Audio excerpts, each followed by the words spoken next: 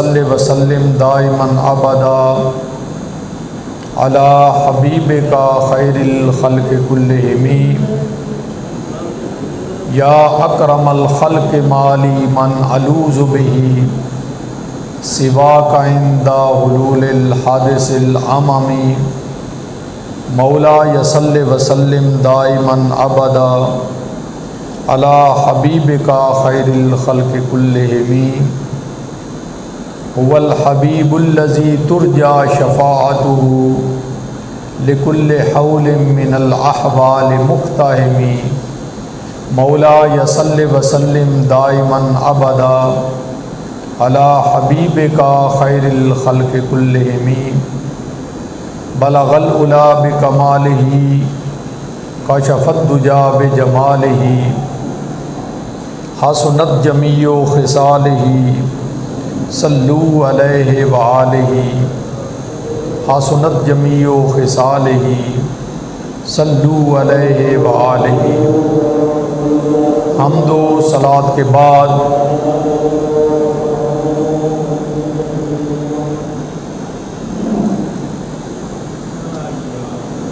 میرے نہایت ہی واجب الاحترام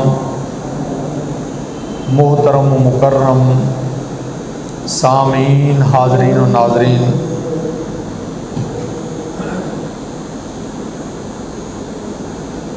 آج کا مقدس اور بابرکت دن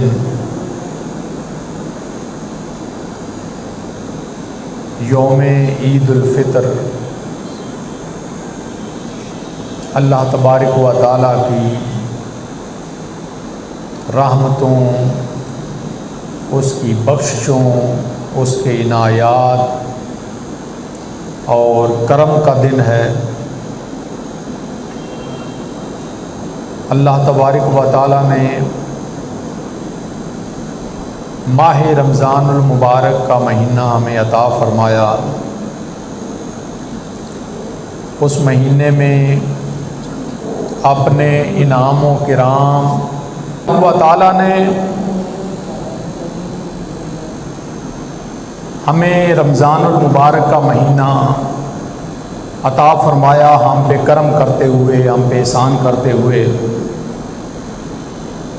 اپنا مہینہ ہمیں عطا کر دیا، جس میں عبادات اور ثواب کو دگنا کر دیا جاتا ہے۔ اگر کوئی آدمی اس مہینے میں فرض ادا کرتا ہے تو اسے 70 فرضوں کا ثواب ملتا ہے، اور اگر کوئی آدمی نفل ادا کرتا ہے تو اسے فرض کے برابر ثواب ملتا ہے۔ عزیزان گرامی، اس مہینے میں اللہ تبارک و تعالیٰ نے ہمیں اپنی خاص عبادت، اپنے قرب کا خاص طریقہ روزوں کی صورت میں عطا کیا کہ ماہ رمضان المبارک کے مہینے میں اللہ تعالیٰ نے ہم پر روزے فرض کیے۔ روزہ ایک ایسی عبادت ہے کہ جو خالص اللہ تعالیٰ کی رضا کے لیے،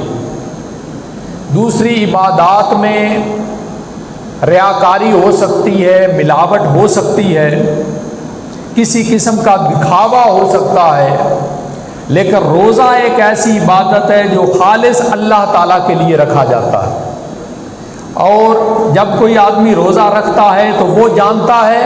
یا اس کا خدا جانتا ہے۔ اس لیے اللہ تبارک و تعالیٰ نے تمام عبادات جب کوئی آدمی کرتا ہے تو اس کا ثواب فرشتوں کو لکھنے کے لیے ڈیوٹیاں لگائی ہوئی ہیں۔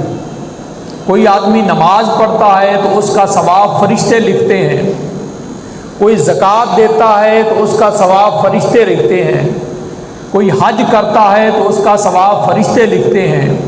کوئی صدقات و خیرات کرتا ہے تو اس کا ثواب فرشتے لکھتے ہیں، کوئی اور نیکی کرتا ہے، عبادت کرتا ہے، نماز تہجد ادا کرتا ہے، قرآن مجید کی تلاوت کرتا ہے،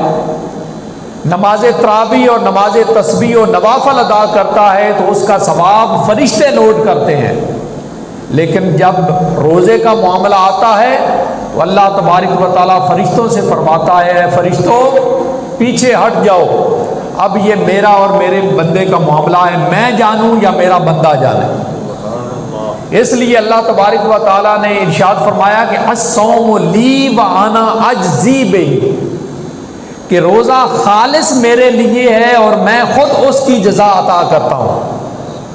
تو عزیزان گرامی، اللہ تعالیٰ کے نیک بندے، اللہ تعالیٰ کے محبوب اور پیارے بندے جب پورا مہینہ روزے رکھتے ہیں، اس مہینے کے اختتام پر اللہ تبارک و تعالیٰ روزوں کے مکمل ہونے کی خوشی میں انہیں ایک دن عید کا عطا کرتا ہے۔ اصل میں عید الفطر جو ہے، فطر کا معنی ہوتا ہے چھوڑ دینا، افطار کرنا، اسی سے افطار بنا ہے۔ تو عزیزان گرامی، یہ اصل میں جو عید ہے،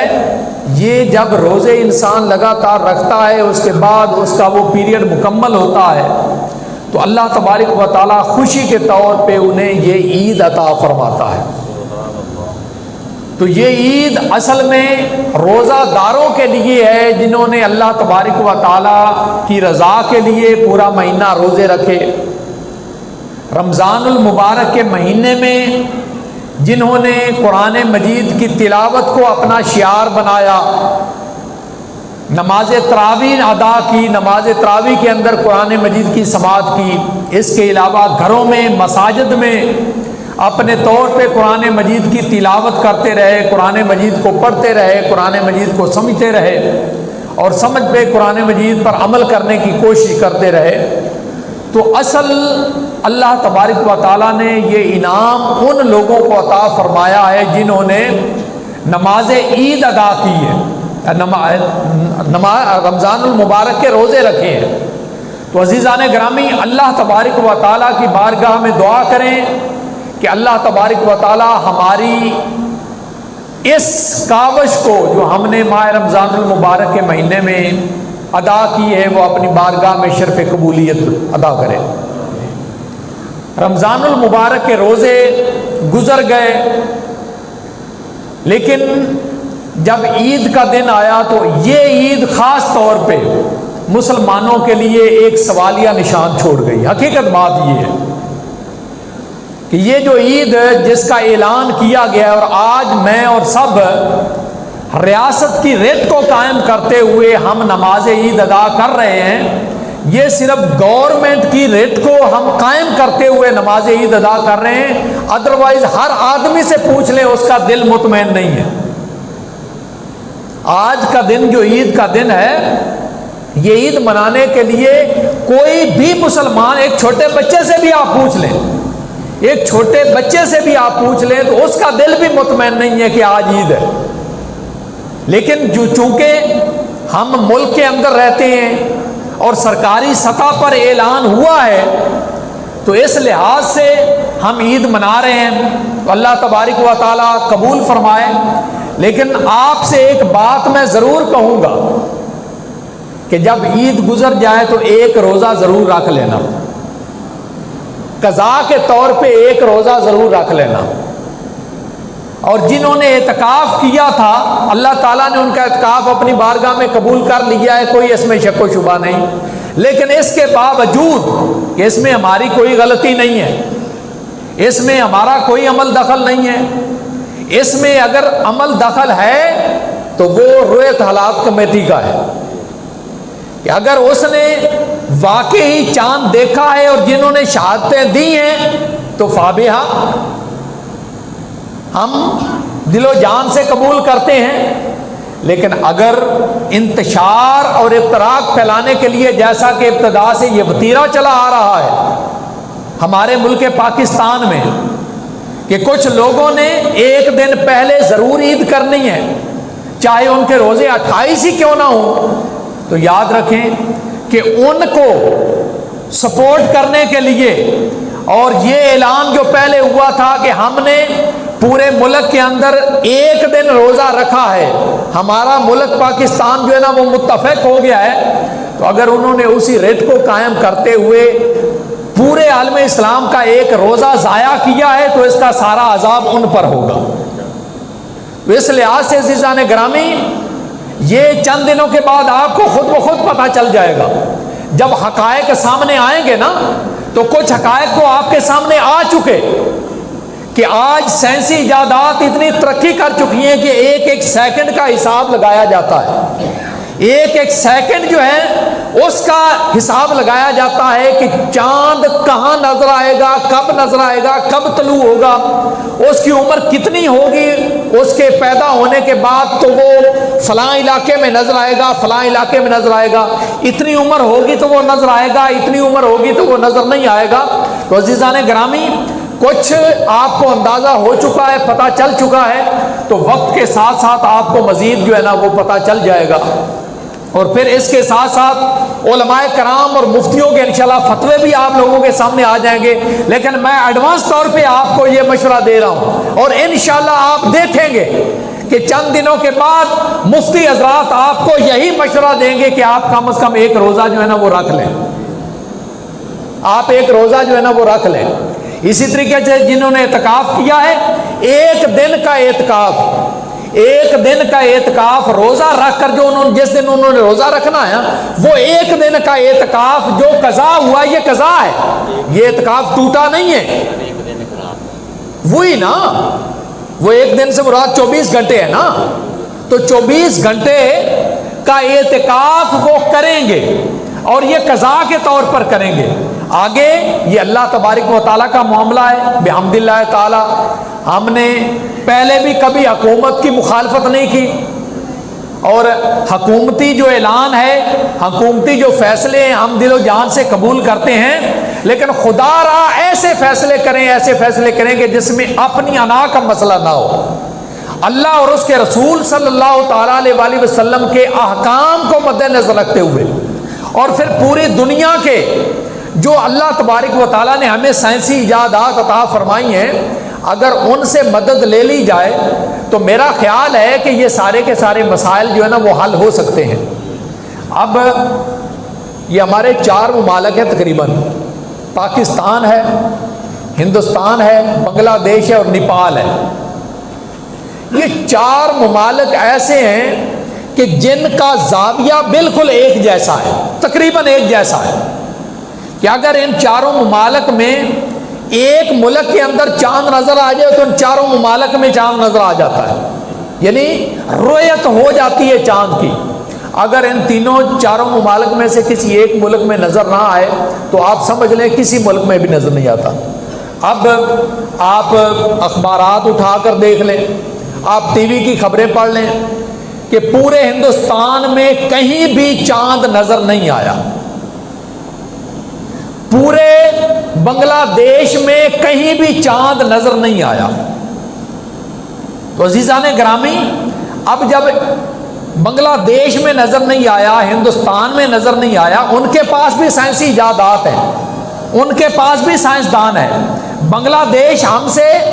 تعلیمی لحاظ سے بہت آگے جا رہا ہے، ریسرچ کے حوالے سے بہت آگے جا رہا ہے، اگرچہ وہ ہم سے بعد میں آزاد ہوا ہے، ہم سے بعد میں الگ ہوا ہے، لیکن وہ ہم سے آگے جا رہا ہے۔ تو یہ سچویشن ہمارے ملک کے اندر بھی ایسی ہونی چاہیے، اور یہ کسی ایک مذہب کو یا فرقے کو راضی کرنے کے لیے پورے عالم اسلام کا روزہ جو ہے نا چھڑوانا اور روزے کی قربانی دینا، میرا خیال ہے کہ یہ بہت بڑی حماقت ہے۔ تو ہم تو اللہ تعالیٰ سے دعا کر سکتے ہیں کہ اللہ تبارک و تعالیٰ ہمیں یہ معاف کرے، ہماری اس غلطی کو، اس کوتاہی کو اللہ تبارک و تعالیٰ اس سے درگزر فرمائے، اور آئندہ جو ہم روزہ رکھیں گے اللہ تبارک و تعالیٰ ہمارا وہ روزہ اس ماہ رمضان المبارک کا نعم البدل ثابت ہو۔ تو عزیزان گرامی، اگلی بات، آج عید کا دن تو ہے، لیکن حقیقت بات یہ ہے کہ جب فلسطین کی سچویشن ہمارے سامنے آتی ہے تو ہمارے دل جو ہے نا وہ خون کے آنسو روتا ہے۔ آپ نے بھی دیکھا ہوگا اور آپ بھی دیکھ رہے ہیں اور پڑھ رہے ہیں، ہر ٹی وی چینل پہ جب 27ویں رات آئی تھی تو لوگ تو اللہ تبارک و تعالیٰ کے حضور اپنے رب کو راضی کرنے کے لیے سجدہ ریز تھے، اللہ تعالیٰ کے گھروں کا رخ کیا تھا، اور بحمدللہ تعالیٰ ہمارے ملک پاکستان میں ہمارے جتنے بھی مسلمان تھے انہوں نے جیسے چاہا ہے اللہ تبارک و تعالیٰ کو راضی کرنے کے لیے انہوں نے اللہ تعالیٰ کے حضور عبادات اور سجدہ شکر ادا کیا، نماز ادا کی، نماز تراویح ادا کی، قرآن مجید کی تلاوت سنائی، نوافل ادا کیے جہاں انہوں نے چاہا۔ ہر مسجد کھلی تھی، ہر گھر کھلا تھا، ہر عبادت گاہ کھلی تھی، کسی قسم کی کوئی رکاوٹ نہیں تھی۔ تو عزیزان گرامی ذرا فلسطین کے مسلمانوں کو دیکھیں کہ وہ اللہ تبارک و تعالیٰ کے حضور سجدہ ریز ہونے کے لیے جب اللہ کے گھر میں جاتے ہیں تو ان پر ظلم کی بچھاڑ کر دی جاتی ہے، مظالم کی بچھاڑ کر دی جاتی ہے، سیدھی گولیاں ماری جاتی ہیں، ان پہ بارود برسایا جاتا ہے اور ان کو خون میں نہا دیا جاتا ہے۔ معصوم بچے شہید ہوتے ہیں، معصوم بچیاں شہید ہوتی ہیں، خواتین شہید ہوتے ہیں، مرد مسلمان شہید ہوتے ہیں، لیکن ان کا حوصلہ دیکھیں کہ وہ ان صہیونی طاقتوں کی آنکھوں میں آنکھیں ڈال کر کھڑے ہوئے ہیں۔ ایک معمولی چھوٹا سا بچہ جو ہے وہ بھی حقیقت بات یہ ہے کہ ان ظالموں کے سامنے ایک سینہ سپر ہو کر کھڑا ہوا ہے اور ان کی آنکھوں میں آنکھیں ڈال کر کہہ رہا ہے کہ ظالموں تم ہمیں اللہ تبارک و تعالیٰ کی بارگاہ میں آنے سے تو روک سکتے ہو، لیکن اللہ تعالیٰ کی رضا حاصل کرنے سے تم ہمیں نہیں روک سکتے۔ تو عزیزان گرامی، جہاں یہ سچویشن پیدا ہو جائے اور تمام مسلم ممالک پھر خاموشی اختیار کریں تو میرا خیال ہے کہ مسلمانوں کو یہ عید جو ہے یہ اس فلسطین کے معصوم بچوں کے نام کر دینی چاہیے کہ ہماری یہ عبادات، ہماری یہ عید تمہارے نام ہے کہ تم نے اللہ تبارک و تعالیٰ کی محبت کی خاطر، اللہ اور اس کے رسول صلی اللہ تعالیٰ علیہ وسلم کی محبت کی خاطر اپنی جان پر کھیل کر تم نے ان کافروں کے سامنے اپنے آپ کو پیش کر دیا ہے۔ عزیزان گرامی، اگر عید کا دن بھی ہے تو وہ عید کا دن عید وہ کیسے ادا کریں گے؟ اگر ان ظالموں نے ان کو اجازت دے بھی دی تو چاروں طرف بارود کا سایہ ہوگا، اسلحہ کا سایہ ہوگا، مشین گنوں اور ٹینکوں کے سائے میں وہ نماز عید ادا کریں گے، اللہ کے حضور سجدہ ریز ہوں گے۔ تو غیر مسلم طاقتیں جو ہیں، جو اپنے آپ کو بڑی لبرل تصور کرتی ہیں اور یہ کہتی ہیں کہ تمام کو اپنے اپنے مذہب کے مطابق آزادی ہونی چاہیے، تو انہیں وہ حقیقت بات یہ ہے، آپ نقشہ دیکھ لیں کہ جو مقبوضہ بیت المقدس ہے وہ کسی صورت میں بھی اسرائیل کا حصہ نہیں رہا اور نہ ہے۔ تو عزیزان گرامی، وہ ہمارا پہلا قبلہ ہے، ہمارا قبلہ اول ہے تمام مسلمانوں کا۔ تو اس لحاظ سے جس طرح ہمیں خانہ کعبہ سے محبت ہے اور ہونی بھی چاہیے، جس طریقے سے ہمیں مدینہ منورہ سے محبت ہے اور ہونی بھی چاہیے کیونکہ ہمارے ایمان کا حصہ ہے، اسی طریقے سے عزیزان گرامی بیت المقدس سے بھی ہماری محبت بالکل اسی طریقے سے ہونی چاہیے، کیونکہ یہ وہ مسجد ہے کہ جب نماز پہلی بار فرض ہوئی تھی ہمارے نبی صلی اللہ علیہ وسلم پر، تو جس قبلے کی طرف منہ کر کے ہمارے نبی صلی اللہ علیہ وسلم نے پہلی نماز فرض ادا کی تھی وہ بیت المقدس تھا، وہ مسجد اقصیٰ تھی کہ جدھر منہ کر کے میرے اور آپ کے نبی صلی اللہ تعالیٰ علیہ وسلم نے پہلی فرض نماز ادا کی تھی۔ اس لحاظ سے عزیزان گرامی 2 سال تک میرے مصطفیٰ صلی اللہ علیہ وسلم مکہ مکرمہ میں رہے، سن 11 نبوی میں نبوت کے 11ویں سال نماز فرض ہوئی تو میرے مصطفیٰ صلی اللہ علیہ وسلم نے پہلی نماز جو اللہ تعالیٰ کے حضور سجدہ ریز ہو کر ادا کی تھی وہ مسجد اقصیٰ کی طرف منہ کر کے نماز ادا کی تھی، اور پھر 2 سال تک میرے مصطفیٰ صلی اللہ علیہ وسلم مکہ مکرمہ میں رہ کر خانہ کعبہ میں ہوتے ہوئے میرے مصطفیٰ صلی اللہ علیہ وسلم نے بیت المقدس کی طرف منہ کر کے نماز ادا کی، اور پھر جب حضور صلی اللہ علیہ وسلم مکہ مکرمہ سے ہجرت فرما کر مدینہ منورہ میں جاتے ہیں تو تقریباً 2 سال یعنی 17 ماہ تک میرے مصطفیٰ صلی اللہ علیہ وسلم مدینہ منورہ میں رہ کر مسجد اقصیٰ کی طرف منہ کر کے نماز ادا کرتے رہے۔ تو اس لیے عزیزان گرامی یہ مسجد اقصی یہ ہمارا قبلہ ہے، ہمیں دل و جان سے پیارا ہے، اور جس طریقے سے خانہ کعبہ ہمیں پیارا ہے، ہمیں مقدس ہے، ہمارے لیے وہ مقدس ہے، اسی طریقے سے ہمیں بیت المقدس بھی محبوب اور پیارا ہے۔ تو آج اس بات کی ضرورت ہے کہ تمام دنیا کے مسلمانوں کو یکجا ہو کر اس قبلہ اول کی آزادی کے لیے آواز اٹھانی چاہیے،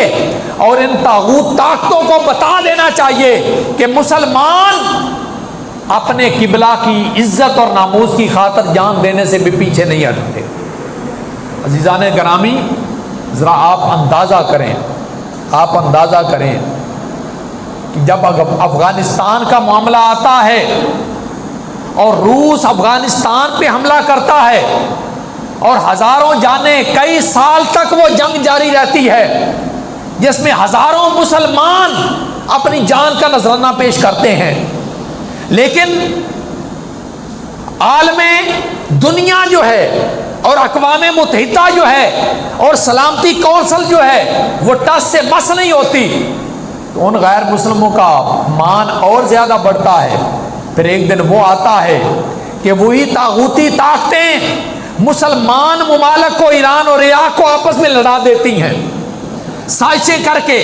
اور اس کے اندر کئی ہزار مسلمانوں کا خون بہتا ہے۔ اور پھر ایک دن وہ آتا ہے کہ جب امریکہ عراق پر حملہ کر دیتا ہے اور تقریباً 1 کروڑ کے لگ بھگ 70 لاکھ مسلمان جو ہیں وہ جام شہادت نوش کر جاتے ہیں، اور پھر وہی امریکہ ایک دن آتا ہے کہ فلسطین اور عراق کے بعد پھر شام کو خاک اور خون میں رلا دیا جاتا ہے، نہلا دیا جاتا ہے۔ تو کیا یہ سارے واقعات مسلمانوں کے لیے رہ گئے؟ ہندوستان کو دیکھ لیں، 70 سال سے زیادہ عرصہ گزر چکا ہے، وہ کشمیری مسلمان اپنی آزادی کی جنگ لڑ رہے ہیں، اور عالم دنیا ٹس سے مس تک نہیں ہوئی۔ وہاں پر کیا ہوا تھا؟ آج سے 2 سال پہلے لاک ڈاؤن ہوا تھا، انہوں نے مسلمانوں کا پانی تک بند کر دیا تھا، انہوں نے گھروں میں معصور کر کے رکھ دیا تھا، لیکن اللہ تبارک و تعالیٰ نے پوری دنیا کو دکھا دیا کہ لاک ڈاؤن کیا ہوتا ہے۔ اصل میں یہ جو وبا آئی ہے نا، یہ کرونا کی، یہ اللہ تبارک و تعالیٰ نے پوری دنیا کو دکھایا ہے کہ لاک ڈاؤن کیا ہوتا ہے۔ ان ہندوؤں نے مسلمانوں پر لاک ڈاؤن کیا تھا، انہیں گھروں میں معصور کیا اور بند کیا، تو اللہ تبارک و تعالیٰ نے پوری دنیا میں لاک ڈاؤن لگوا کر پوری دنیا کو بتا دیا کہ اللہ تعالیٰ کی لاٹھی بڑی بے آواز ہے۔ اس لیے عزیزان گرامی، آج ضرورت اس عمل کی ہے کہ پوری دنیا کے لوگ، خاص طور پہ جو سپر پاوریں ہیں، ان کو ہوش کے ناخن لینے چاہیے اور اللہ تبارک و تعالیٰ کی لاٹھی اور اللہ تعالیٰ کی پکڑ سے بچنا چاہیے انہیں۔ عزیزان گرامی، دوسرے نمبر پہ پھر تمام مسلمان ممالک جو ہیں، عالم اسلام جو ہے، ان کو بھی جاگنا چاہیے، اور آج اتفاق اور اتحاد کی ضرورت ہے۔ اگر ترکی آواز بلند کر رہا ہے ان نہتے فلسطینی مسلمانوں کے لیے، کشمیر کے نہتے مسلمانوں کے لیے، ان کی آزادی کے لیے اگر ترکی آواز بلند کر رہا ہے، تو ترکی کا ساتھ دینے کے لیے تمام عالم اسلام کو اٹھ کر ان کے ساتھ کندھے سے کندھا ملا کر آواز اٹھانی چاہیے۔ اور دوسرے نمبر پہ عزیزان گرامی، وہ سلامتی کونسل کہاں گئی؟ وہ اقوام متحدہ کہاں گئی؟ کیا وہ سلامتی کونسل اور اقوام متحدہ صرف غیر مسلموں کو سپورٹ کرنے کے لیے رہ گئی ہیں؟ مسلمانوں کا جو 1.5 ارب سے زیادہ مسلمان اس دنیا میں آباد ہیں، ان کا اس دنیا میں کوئی پرسان حال نہیں ہے، ان کی کوئی تنظیم نہیں ہے، ان کا کوئی اتحاد نہیں ہے، ان کا کوئی اتفاق نہیں ہے۔ کیا اگر غیر مسلم طاقتیں اگر اپنے مفاد کے لیے اکٹھی ہو سکتی ہیں، تو پھر دنیا کے مسلمانوں کو بھی اپنے مفاد کی خاطر اکٹھا ہونا چاہیے۔ اس لیے عزیزان گرامی، علامہ اقبال نے تو ہمیں یہ درس دیا تھا کہ اخوت اس کو کہتے ہیں کہ چبھے کانٹا جو کابل میں، تو ہندوستان کا ہر پیر و جوان بے تاب ہو جائے کہ دنیا کے کسی کونے میں اگر مسلمان کو تکلیف ہوتی ہے تو عزیزان گرامی آج ضرورت ہے صلاح الدین ایوبی کی، آج ضرورت ہے محمد بن قاسم کی، کہ اگر ایک معصوم بچی کی چیخ نکلتی ہے تو محمد بن قاسم اس کی آواز سن کر اس کی مدد کو پہنچتا ہے، سلطان محمود غزنوی اس کی آواز سن کر اس کی مدد کے لیے وہاں پہنچتا ہے۔ تو آج پوری دنیا میں کوئی ایسا آدمی نہیں ہے، ایسا کوئی حکمران نہیں ہے جو فلسطین کے ان نہتے معصوم بچوں کی چیخ و پکار کو سن رہا ہو۔ لیکن یاد رکھیے کہ اللہ تبارک و تعالیٰ کی لاٹھی بڑی بے آواز ہے۔ وہ جس طریقے سے اپنے گھر خانہ کعبہ کی ان معصوم ابابیلوں سے حفاظت کروا سکتا ہے، وہ اس بیت المقدس کی بھی حفاظت پہ قادر ہے۔ لیکن عزیزان گرامی وہ دیکھ رہا ہے کہ مسلمان کیا کر رہے ہیں۔ جب یہی بیت المقدس آزاد ہوا تھا تو اس وقت تو مسلمان بہت تھوڑے تھے، سیدنا حضرت عمر فاروق رضی اللہ تعالیٰ عنہ کا دور تھا، اس وقت تو مسلمان بہت تھوڑے تھے، لیکن یہی بیت المقدس ان یہودیوں اور عیسائیوں کے چنگل سے مسلمانوں نے آزاد کروایا تھا۔ تو آج تو مسلمان، اس وقت تو حضرت عمر فاروق کا اس وقت جو رقبہ تھا وہ 20 لاکھ مربع میل تھا، یہ اسلامی قوت تھی، طاقت تھی۔ اور آج آپ دیکھ لیں کہ پوری دنیا میں مسلمان ممالک کتنے ہیں، آج مسلمانوں کی تعداد کتنی ہے۔ اس وقت اگر اسلام اور مسلمانوں کی قوت اتنی تھی کہ انہوں نے بیت المقدس کو آزاد کروا لیا تھا، تو آج بھی اگر مسلمان اکٹھے ہو جائیں تو حقیقت بات یہ ہے کہ یہ مقبوضہ بیت المقدس یہ کسی بھی طرح سے اس اسرائیل کا حصہ نہیں ہے، اور نہ رہا ہے اور نہ قیامت تک رہے گا۔ اور انشاءاللہ العزیز ایک دن ایسا آئے گا کہ جب بیت المقدس آزاد ہوگا اور وہاں آزادی کی فضا پیدا ہوگی اور وہاں فلسطین کا بچہ بچہ آزادی کے ساتھ اللہ تعالیٰ کے حضور سجدہ شکر ادا کرے گا۔ تو عزیزان گرامی آج عید الفطر کا دن ہے۔ میرے مصطفیٰ صلی اللہ تعالیٰ علیہ وآلہ وسلم نے ارشاد فرمایا اکرموا یوم الفطر، کہ عید الفطر کے دن کا ادب کیا کرو، احترام کیا کرو،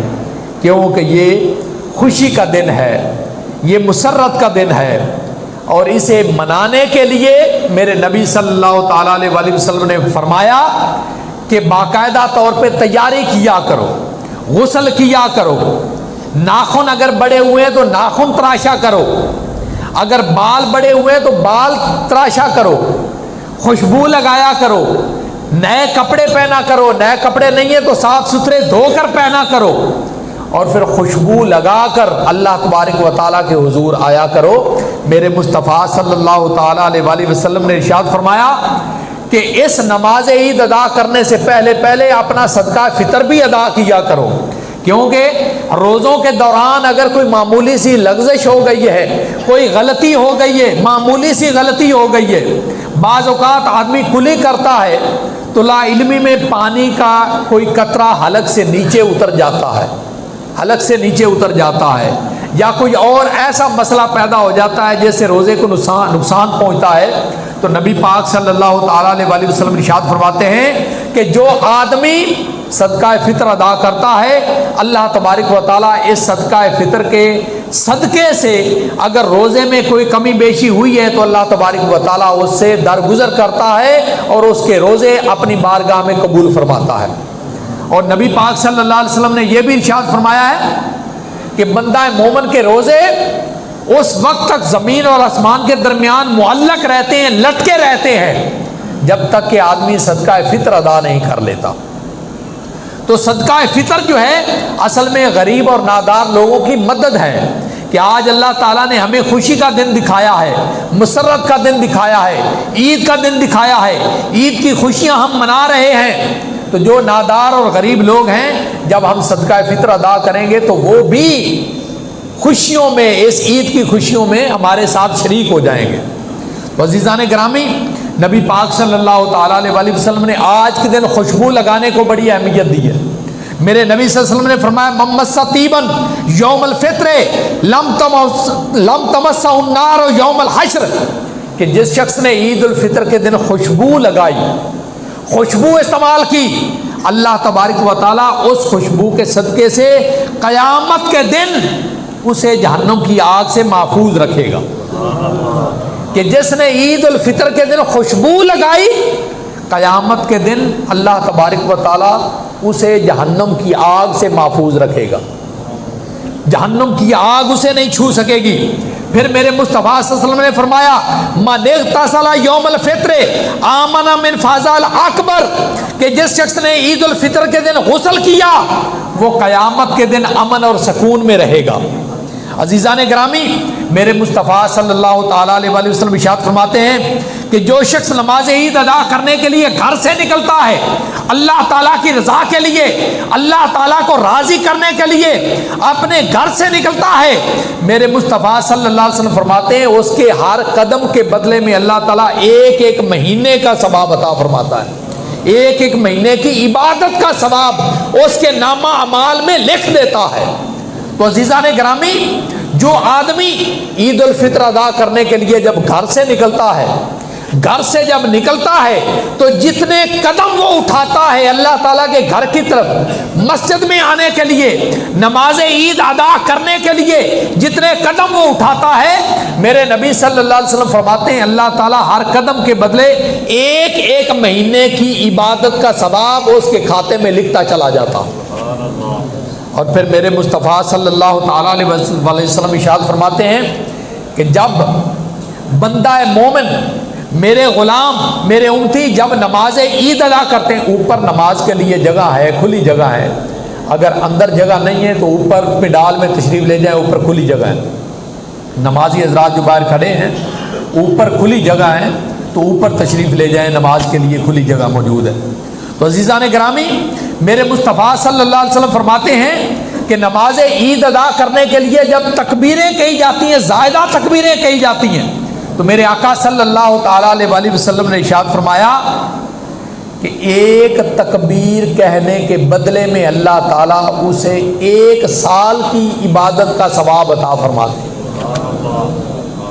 اور پھر عزیزان گرامی، میرے مصطفیٰ صلی اللہ علیہ وسلم نے فرمایا کہ جب نماز عید ادا کرنے کے لیے تم گھر سے نکلو تو تکبیریں کہتے ہوئے آؤ، اللہ اکبر،